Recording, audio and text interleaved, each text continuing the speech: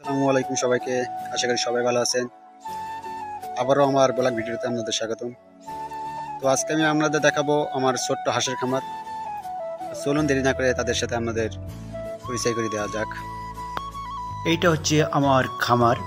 তো খামারের মধ্যে যেতে আমার ভয় করে, কারণ হচ্ছে আমার কিছু পুরুষ পোলাপাইন আছে যেগুলো আমাকে কামড়ানোর জন্য রেডি হয়ে আছে। আজ যদি একবার কামড় দেয় ভাই, পুরো লালে লাল করে দেবে জায়গাটা। তো এর নাম কি দেবো, এর নাম আমি জানি না, কারণ আমি আলাদাভাবে কারণ নামই দেই না, কারণ আমি তাদের চিনতে পারি না। আর এখানে আছে কি বলি, ঝন্টু মন্টু সাইডে বলে দেই, এর নাম ঝন্টু। তো ঝন্টু বসে রয়েছে। এ হলো মদ্দা। মদ্দা বলতে পুরুষ, গ্রামের ভাষায় আমরা মদ্দা বলি। তো পুরুষ মানুষ শুক্র বসে আছে, আর মহিলা মানুষ তো আসবেই, থাকবেই পাশে। তো মহিলা মানুষ এই দেখুন, মহিলা বসে আছে। এই মহিলা কি করো? আরে মহিলা লজ্জা পাইছে ভাই। ও মহিলারা কি আমার সাথে কথা বলবেন না? না ভাই, তারা কথা বলবে না। ওই সাইডে আরেকজন আছে, আসলে ওরা কি, ওরা আসলে নিশ্চিত পুরুষ। সারা সামনে 14 ফেব্রুয়ারি, এই জন্য হয়তো গল্প করতেছে। ও, আর এরা আমার দিকে পলাই, কারণ মনে করেছে আমি এদের ধরে খেয়ে ফেলবো, কারণ কয়েকদিন আগে আমি একটা খেয়ে দিয়েছি। যাই হোক, ওটা না বলি, কারণ এরা আবার বেশি ভয় পাবে। তো এরা অনেক তামাশা করতে পারে, সারা দিন এখানে থাকবে। পাশে একটা পুকুর আছে, সেখানে যাবে না। সারা দিন এদের দরকার হলো গিয়ে খাওয়া আর বসে বসে আমার কামড় দেওয়া, মানে আমি আসলেই আমার ওপর রেগে যায়, কেন তা জানি না। এই হচ্ছে আমার ছোট মাছের পুকুর। তো এখানে আমি মাছের চাষ করি। কিছু মাছ আছে যাই 15-20 হাজার টাকার মতন মাছ ছাড়া। এখন বড় হওয়ার পরে বিক্রি করলে তখন বোঝা যাবে কতটা লাভ হয়েছে। তো আশেপাশে আমি নেট দিয়ে দিয়েছি, যাতে কখনো বন্যার জন্য হলেও মাছগুলো বাইরে না চলে যায়। তো এর ভিতরে অনেক রকম মাছই আছে, সেগুলো আর বললাম না, যেমন ভেটকি আছে, তারপরে তেলাপিয়া, রুই, মৃগেল, এইসব। আমি ভালো এদের একটু খাইতে দেই, তাহলে যে আমার সাথে একটু এরা ভালো ব্যবহার করে, তো এদের খাইতে দিলাম। দিয়ে আস্তে আস্তে সবকটাই ডাকলাম, আস্তে আস্তে সবাই হাজির। পুরুষ মহিলা এখানে সবাই সমান অধিকার, এই জন্য তাদের আমি সমানভাবে খেতে দিই। তো তারাও খুশি, আমিও খুশি।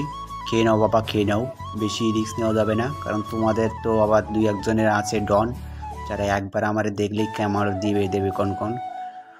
অনেক কষ্ট করলাম এদের জন্য, এদের মানুষ করার জন্য। দুঃখিত, মানুষটা হবে না, পশু করার জন্য, মানে ভদ্র বলা যায়, ভদ্র করার জন্য, যাতে আমার আর না কামড়ায়। কিন্তু তারা তো আমার কথা শোনে না রে ভাই, দেখতে পেলেই শুধু কামড় দেওয়ার জন্য আমার তাড়া করে। তো এদের খেতে দিলাম। মালেরা তো মালের মতোকু মাল না, আমার প্রিয় হাঁসেরা, তারা জনগণরা ভালোই খাচ্ছে। খেয়ে নাও।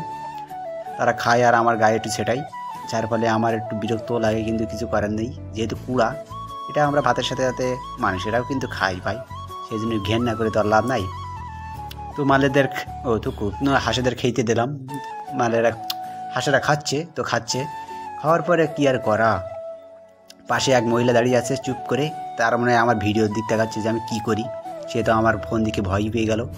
পাশে উনি আন্দোলন শুরু করে দেবে যে আমাদের ইপটিজিং করার জন্য তাকে আমি আইনের আওতায় আনতে চাই, কিন্তু যেহেতু তাদের আইন নাই, এই জন্য আমার ভয় নাই। তো একটু ফালতু কথা না বললে ভাই ইন্টারেস্টিং আসে না। ইনি হচ্ছে বিদেশি হাঁস। বিদেশি হাঁস বলতে, কারণ তারা এটা হচ্ছে পাতি হাঁস বলি আমরা, আপনারা কী বলেন তা আমি জানি না। তো পাতি হাঁস একাই আছে, তার কোনো পুরুষ সঙ্গী নাই, সেহেতু সেই একাই থাকে। পাশে আমার সেই টোনাটনির ঘর, সেখানে আমি খাদ্য দিই, আর এইটি এসে ফাঁকাফাঁকি সেই খাদ্যগুলো খেয়ে চলে যায়। আসলে সুযোগের সদ্ব্যবহার আর কি। ইনি হচ্ছে আমার খামারের রানী, একে এত সময় দেখেনি, এই জন্য রাগ করে আছে। তো আমি একে খাওয়াতে হবে এখন। তো যাই হোক, আজকে এই পর্যন্তই, ভালো থাকবেন। আসসালামু আলাইকুম।